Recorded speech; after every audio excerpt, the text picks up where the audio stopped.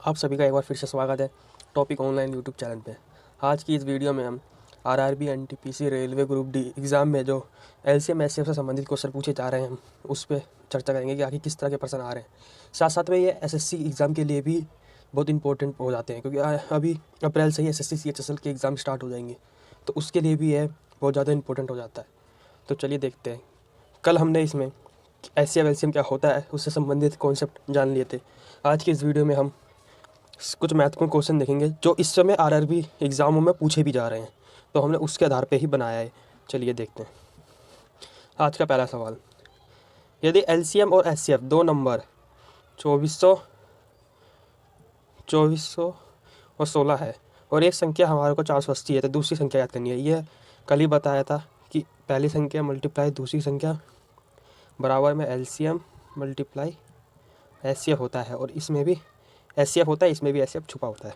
वो आगे वाले क्वेश्चन में हम बताएंगे कि किस तरह होता है। तो अभी सिंपल सा है, जैसे एलसीएम की तरफ 2400 है, इधर 16, पहली संख्या 480 है वो नीचे आ जाएगी, यहाँ बचेगी सिर्फ दूसरी संख्या जो हमें ज्ञात करनी है। सिंपल काट लेंगे, 80 हमारी दूसरी संख्या हो जाएगी। Answer number B. आई हो आप समझ गए होंगे कितना आसान और कितनी आसानी से हमने इसको कर लिया। चलिए अगले क्वेश्चन पे। वह सबसे बड़ी कौन सी संख्या है जिससे 2400 और 1810 से भाग देने पर क्रमश 6 और 4 शेष बचता है। मतलब हमें ऐसी सबसे बड़ी से बड़ी संख्या करनी है जिससे ये दोनों कट जाए और शेष ही है। तो हमें कुछ नहीं करना, 2400 में पहले 6 घटा ही देते हैं। 2400 से जैसे हम 6 घटा देंगे तो वो और आसानी हो जाएगी, ताकि ये हो जाएगा 2394। इसका मतलब क्या है, अब हमको आने वाले में जो शेष वाले उसकी कोई वो नहीं होगी फिक्र, अब सीधा ही आंसर आएगा। ऐसे 4 घटा लेंगे 1810 में से तो 1806 बचेगा। अब इनका एचसीएफ देखते हैं। एचसीएफ आएगा इनका, पहले इनका गैप देख लेंगे, तो हम आएगा इनका गैप ये। अब हमें एचसीएफ ज्ञात करना है जो इन दोनों से कट जाए। वो जब इन दोनों से कटे तो इससे भी कटेगी, तो हमें इनमें से ही ऐसी कोई सी संख्या देख लेनी है जो इससे कटती हो पूरी। जैसे 40 को लेंगे तो 40 नहीं कटेगा, क्योंकि लास्ट में इसका 0 है, यहाँ पे लास्ट में यूनिट डिजिट 8, इससे सीधा पता चल गया। 42 को लेके देखते हैं। 42 से अगर इसको काटेंगे तो 42 से 1 पे जाएगा, 1 पे जाएगा 42 के बाद ये, तो ये आगे और कटता है कि नहीं और देखा जाता है एक बार को। 588 2, इसको 2 से काटते पहले, 2 नहीं 4, 2 नहीं 18, 2 चौक 8, ये इसको 3 से काटते हैं, 3 7 21 हो गया, 3 9 27, 3 8 24। अब इसको 7 से काटेंगे, 7 1 7, 7 चौक 28। मतलब हमारा पूरा कट रहा है ये 14 पे। तो जब हमको यहीं मिल ही गया कि ये 42 ही, ये जो ये पूरा कट रहा है, तो 42 ये भी काटेगा और ये भी, तो वो संख्या हमारी सीधा 42 हो जाएगी। आई होप आपको समझ में आएगा कि हमने कितनी आसानी से ये सवाल कर लिया। ये ट्रिक, नहीं तो लोग इसमें स्टूडेंट हमेशा गलती करते हैं, फिर इसके फैक्टर निकालते हैं, फिर उसको काट के देखते हैं, नहीं करता और फैक्टर निकालते हैं, इससे टाइम ख़राब होता है, और इसलिए सीधा ही ऐसे डिवाइड कर लिया जाता है। चलिए अगले क्वेश्चन पे। दो संख्याएं जिनका अनुपात 5 और 6 है, उनका एलसीएम 120 है, तो उनका एचसीएफ ज्ञात करना है। अभी जो सबसे पहले फॉर्मूला बताया था वही है। पहली संख्या मान लो 5x मान लो, क्योंकि अनुपात में है इसलिए। दूसरी 6x मान लो, बराबर में 120 मान लो, मल्टीप्लाई में तो एचसीएफ है ही। ये एचसीएफ मैंने अभी भी बताया था कि पहली संख्या और जो दूसरी संख्या होती है इसमें भी एचसीएफ छुपा होता है, और कहीं ना कहीं वो एचसीएफ हमने एक्स ही माना था, एक्स ही माना है। तो यहाँ एचसीएफ लिखो चाहे ना लिखो, क्योंकि एक मान लो ये हमारा एचसीएफ है, तो ये एक्स से ये एचसीएफ कट ही जाएगा, क्योंकि ये हमने इसको एक्सेफ ही माना है, तो सिंपली इसलिए इसको हटा ही देते हैं हम। तो पहले देखते हैं। अब देखें, ये हो जाएगा 30x² बराबर में 120। ये x स्क्वायर रहेगा, ये उधर से हो जाएगा 4, x बराबर हमारा आ जाएगा 2, x बराबर हमारा 2 आ गया, यही हमारा एचसीएफ है।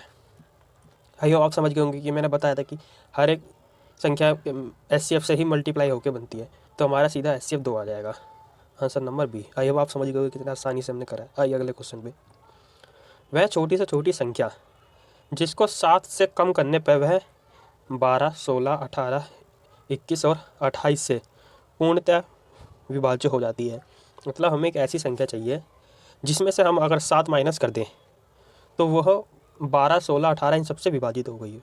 अब सबसे पहले इस आंसर को समझिए। पहले ये जो ऑप्शन दिए हैं, ये सारे ऑप्शन 7 कम करने के बाद के दिए गए हैं।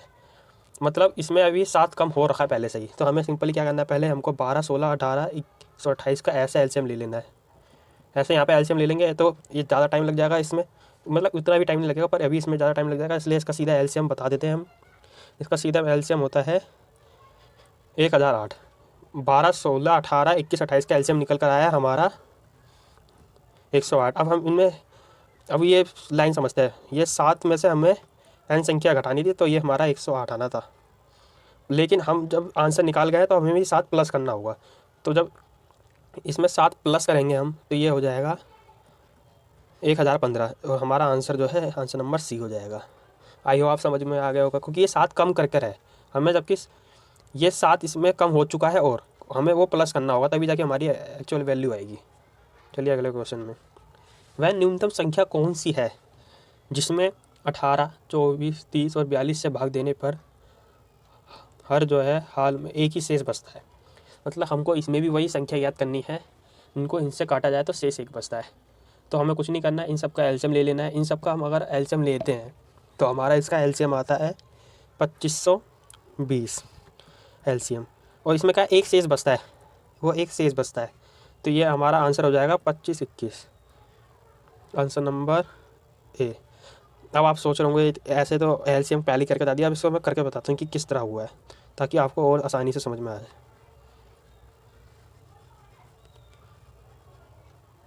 देखें, 18 लिखा, 24, 30, 42, इनका हमको एलसीएम लेना है।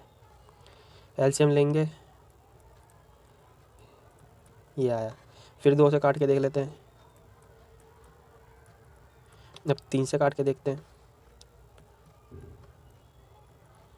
अब ये सारी संख्या जो है 3, ये सारी संख्या वह हैं जो अब एक पाड़े से नहीं कटेंगी, मतलब किसी एक पाड़े से नहीं कटती। तो हमें ये सबका फिर यहीं गुणा कर लेते हैं, ये आसान ट्रिक है। तो 35 दूनी 70, 3 तरीका 9, 9 दूनी 18, 18 27। ये आसान तरीका होता है किसी भी सवाल को करने का। 2 दूनी 4, 4 या 12, 12 का जो बात है 36 आएगा, सॉरी। अब इनका जो हमारा टोटल होगा वो 2520 होगा। अब एक शेष आता है तो इसमें हम एक प्लस जोड़ देंगे तो 2521, जो हमारा आंसर हो जाएगा ए। आइए आप समझ गए होंगे कि अभी किस तरह से हल हो सकता है। आइए अगले क्वेश्चन पे, यदि एचसीएफ और एलसीएम दो नंबर है हमारे, एलसीएम हमारा 180 है और एचसीएफ 16 है, और एक संख्या हमारे को 480 थी, दूसरी संख्या करनी है। सिंपल है कि 180 × 16/480 बराबर में हमारी सेकंड संख्या आएगी 3×18, तो 6 हमारा सेकंड संख्या हो जाएगी, जो आंसर नंबर हमारा सी हो जाएगा। आई होप आप समझ गए होंगे किस तरह से आसानी से हल होता है। इसका फॉर्मूला ये होता है, पहली संख्या मल्टीप्लाई दूसरी संख्या बराबर में एलसीएम मल्टीप्लाई में एचसीएफ। चलिए अगले क्वेश्चन पे, वह छोटी संख्या क्या होगी जिससे 8, 18, 28, 36 से भाग दिया जाए तो शेषफल प्रत्येक दशा में 4 बचता है। हमें वह छोटी संख्या ज्ञात करनी है। छोटी संख्या जब भी बोलता है तो हमें एलसीएम ज्ञात करनी होता है, जो इनसे काटने के बाद हमेशा 4 शेष देता हो। अब हम इनका फिर से एलसीएम ले लेंगे, 8, 18, 28 और 36। चलिए पहले इनको काट लेते हैं, 2 तो काट, 2 में 18, 1 4, 2 8 16, फिर 2 से काट लेते हैं, 4 9 7, फिर 2 से काट लेते हैं एक बार और, इस बार 9 7 9। अब इसमें 9 से काटेंगे तो फिर 9 9 कट जाएगा एक बार में, तो इससे सबसे बढ़िया ये होगा कि हम इन दोनों का गुणा कर लेते हैं। तो 7 × 63 ये हो गया, 2 दूनी 4, 4 दूनी 8, 8 ये।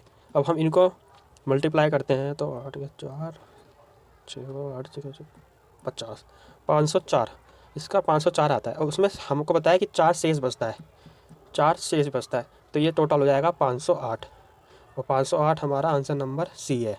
आई होप आप समझ में आ गया होगा कि किस तरह से आसानी से हल होता है।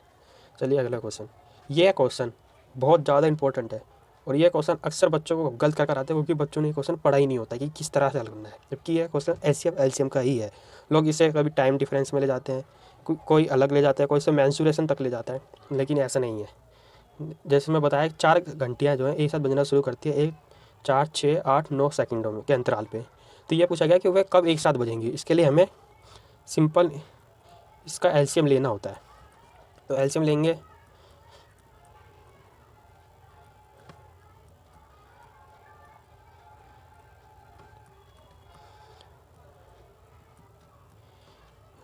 अब इन दोनों का लेंगे तो 9 ही आएगा।